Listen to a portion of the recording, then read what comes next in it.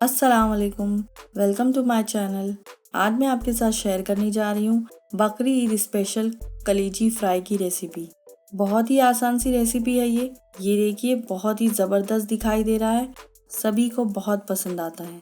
तो चलिए शुरू करते हैं।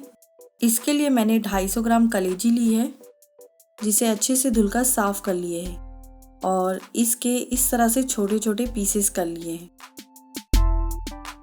अब सबसे पहले हम ये कलेजी को एक कढ़ाई में डालें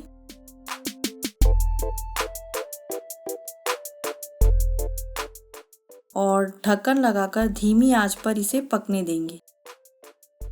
थोड़ी देर बाद ढक्कन खोलें और हल्के हाथों से इसे चला लें।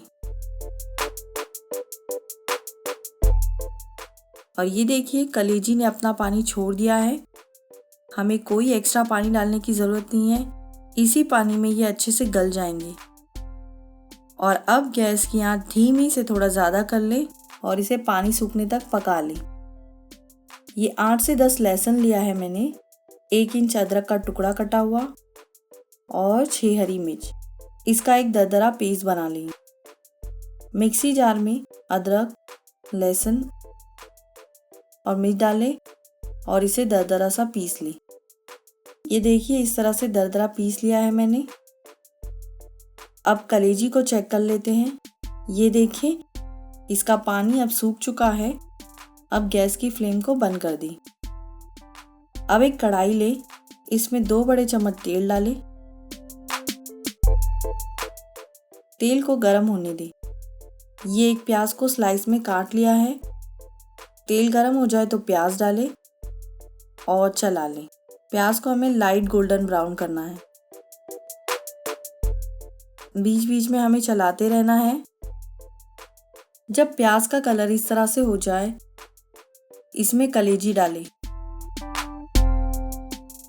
और अच्छे से चलाकर मिक्स कर लें। अब इसमें यह अदरक, लहसुन और हरी मिर्च का पेस्ट डालें, नमक डालें और चला लें और इसे 1 से 2 मिनट तक भूनें। ये 1 छोटा चम्मच धनिया कूटा हुआ, जिसे थोड़ा भून कर मैंने कूट लिया है, और ये 1 छोटा चम्मच जीरा है, इसे भी थोड़ा भून कर कूट ले। अब इसे डालें। अब एक आधा नींबू का रस डालें और मिक्स कर लें। अगर आप नींबू ना डालना चाहे तो ना डालें। ये कलेजी अब तैयार है खाने के लिए। आखिर में धनिया की पत्ती डालें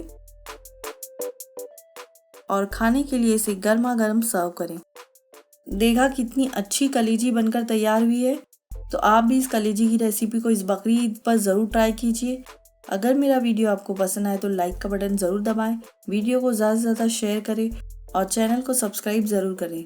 thank you for watching. Take care. अल्लाह हाफिज़।